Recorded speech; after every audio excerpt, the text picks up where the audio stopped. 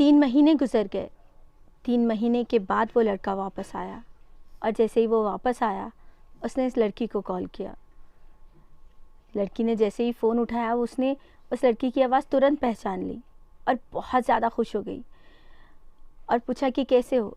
तो लड़के ने बोला कि मैं उनका दोस्त बात कर रहा हूँ, आपने जो मैसेज पहुँचाया था उन तक पहुँच गया है, उन्होंने उसके लिए थैंक यू बोला है। लड़की कहती है कि अच्छा ठीक है, दोबारा जाओ तो कहना कि मैं उनसे अब उससे भी ज़्यादा प्यार करती हूँ, यानी बहुत बहुत बहुत सारा प्यार करती हूँ। तब वहाँ से लड़का कहता है कि ए पगली, आ गया तेरा आशिक। तब लड़की हंस के कहती है कि हाँ मुझे पता था कि ये आप ही हो, आपकी आवाज़ कैसे मैं नहीं पहचानती, मैं तो पहचान गई थी।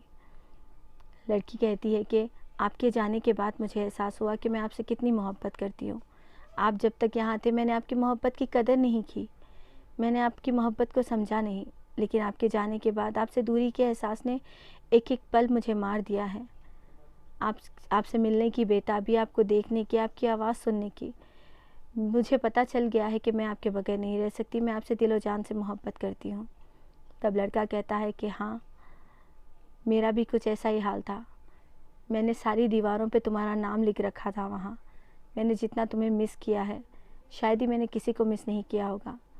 मैं तुमसे मोहब्बत करता हूँ और ये चीज़ मैं खुल के सबके सामने कह सकता हूँ।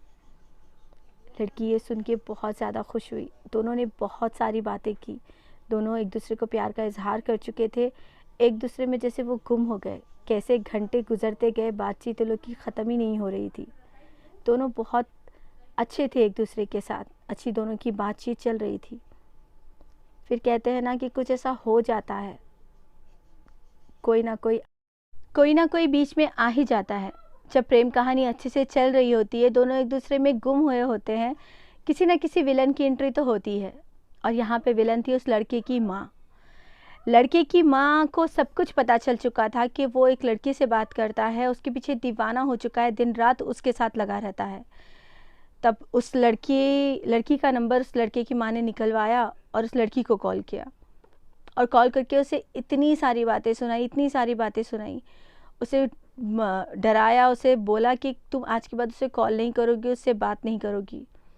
लड़की को ये सब सुन के बहुत बुरा लगा, क्योंकि बहुत बुरी तरीके से उसकी माँ ने उसे डांट लगाई थी। लड़की रोते हुए लड़के को कॉल करती है और कहती कि मैं आज के बाद से तुमसे बात नहीं करूँगी, क्योंकि तुम्हारी माँ ने मुझे ये बोला है, तो अब मैं नहीं करूँगी तुमसे बात। अगर मैं फिर तुमसे बात करूँगी तो वो मुझे फिर बोलेगी और मैं सुन नहीं सकती अब। लड़का कहता है कि माँ की तरफ से मैं माफ़ी मांगता हूँ, शायद उन्हें नहीं पता है कि मैं तुमसे कितनी मोहब्बत करता हूँ, तुम ये मेरी बात मानो, तुम ऐसा कुछ मत सोचो, माँ को मैं समझा दूँगा। लड़की कहती है कि नहीं, उन्होंने जो कुछ भी कहा है वो तुम्हारी मोहब्बत में आके कहा है और हर माँ अपने औलाद का अच्छा ही चाहती है। अब मैं तुमसे बात नहीं करूँगी, मुझे दोबारा फ़ोन मत करना। लड़की ये कह के फ़ोन कट कर देती है। लड़के के बार बार कॉल करने पर भी वो फ़ोन नहीं उठाती, बस उसके दिलो दिमाग में वो एक ही बात घूमते रहती है, उसकी माँ की, जो उसने मना किया था, उसने डांट लगाई थी। लड़की को ये सब इतना बुरा लगता है, वो रोती है, तड़पती है, लेकिन उस लड़के का एक भी कॉल नहीं उठाती। रात में लड़के का मैसेज आता है और उसमें वो बोलता है कि तुम अभी के अभी घर के बाहर आओ, रात के तकरीबन 11-12 बज रहे होते हैं। लड़की फ़ोन उठा के उससे बात करती है, कहती है कि मैं नहीं आ सकती अभी। लड़का बोलता है कि थोड़ी देर के लिए सही, तुम्हें आना होगा, तुम आओ, मैं नीचे ठहरा हूँ, अगर तुम नहीं आओगी तो मैं सुबह तक यहीं रहूँगा।